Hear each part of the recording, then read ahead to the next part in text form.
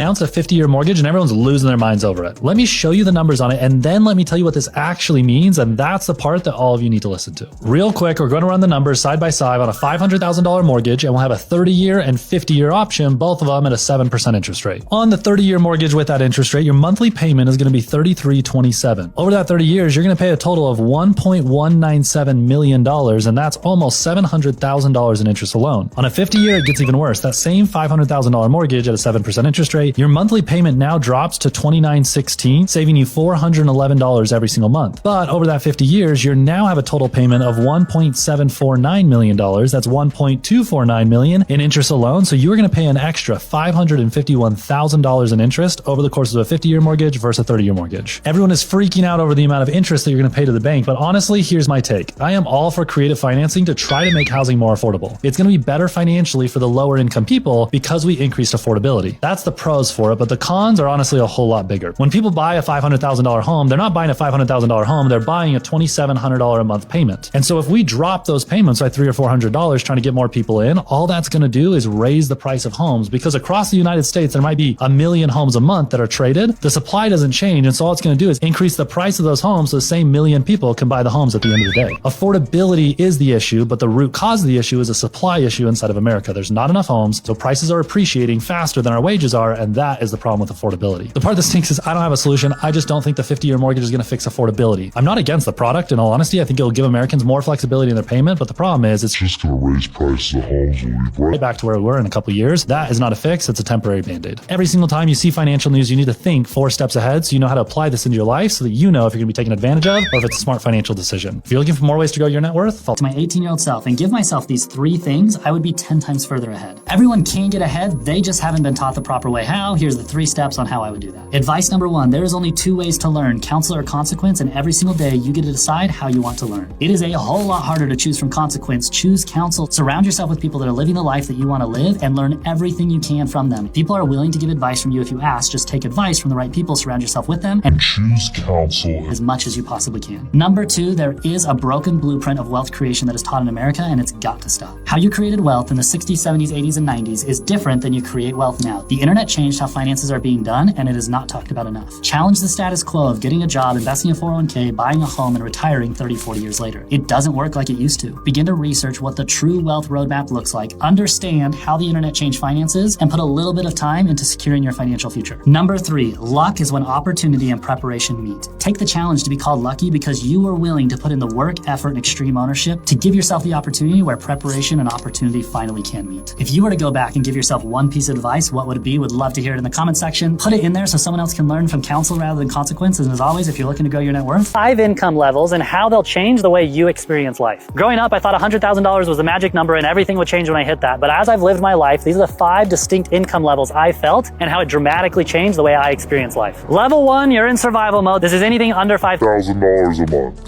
I don't care where you live. If you're in North Dakota, Mississippi, or LA, you're not going to be able to invest in yourself and you're going to feel like you're in survival mode and you need to get out of level 1 as quick as you can. Level 2 is $10,000 a month or about $120,000 a year. This is what we're going to call breathing room, where you can begin to have discretionary funds and choose to invest in your future if you want to. This is where a lot of people get trapped and lifestyle creep will really hurt you here. It is really easy to spend that discretionary income on a bunch of stuff that does not matter. Choose to invest in yourself so you can get to level 3. Level 3 is $250,000 a year, about $20,000 a month. Depending on where you live, this is where you can start not thinking about money. This is when you can live the middle class that social media shows you without going into debt. Go on a vacation every year, you might be able to drive a nice car, you can go out to eat. This is where it becomes stress-free, but it's going to be hard to create real wealth at this income. You're just living life and putting some away and hopefully being smart with your money. Level 4, it's a decent jump, but in my opinion, this is the next psychological number where you can live however you want to live, and that's $50,000 a month. So long as you're not getting into private planes, private yachts, and insane second homes, $50,000 is massive discretionary spending for almost any single person. You can put away tens of thousands of dollars every single month. You can begin to invest a lot in your future, and your ability to become financially free under retirement age became very, very realistic at this income. I think a lot of people underestimate how quick discretionary spending adds up. At $50,000, that is a ton of money to do basically whatever you want. And level 5 is anything over $1 million or about $100,000 a month. This is where you can start to splurge on even the finer things in life. You're flying private a couple times, all the daily tasks of cooking, driving, landscape, cleaning, whatever it is, are likely hired out, and you're living a true top 1% lifestyle. Super curious your thoughts. Do you think these levels are realistic, and do you think it's realistic for where you live? Put it down below, and as always, if you're looking to grow your net worth, $2,000, here's what it actually means and how I would use it. He said, and I quote, "A dividend of at least $2,000 per person, not including high-income people, will be paid to everyone." And where's this money coming from? Tariff revenue. But the problem is we don't have that much tariff revenue. Tariff revenue this year has brought in about $195 billion, but it's estimated that if we were to do a $2,000 stimulus check to everyone that made under $100,000, and if children were included, like some of the COVID checks were, it'd be almost $600 billion. I don't think any of us agree that we should be giving more stimulus money to go into more debt, especially when we've seen this movie before. Money in your pocket is a short-term benefit to the economy, but long-term, very detrimental. It causes inflation to run, and the truth is, most Americans are not disciplined enough to actually invest it. Instead, they just end up spending it. The problem with term limits isn't presidency, and I'm not saying we shouldn't have them, but the problem is they're only in there for 4 to 8 years, and so they only care about the short-term economy and looking good when we need to be more concerned about the long-term economy. The cons are we don't have the money, and this is extremely inflationary. The pro, though, is unemployment rate is ticking up, a lot of people are struggling, inflation has continued to go, and we aren't seeing wages keep up like they have in the past. And so on one side, you do have a lot of people hurting in America, but on the other side, if we just give money we don't have and cause inflation, it's only going to hurt them more. If it does go, we know that inflation is likely going to follow because that's happened before, and when inflation happens, assets go up. So if you can take that $2,000 and put it into assets, the chances that it will grow are pretty good. Be smart, invest as much as you possibly can. As always, if you're looking to grow your net worth,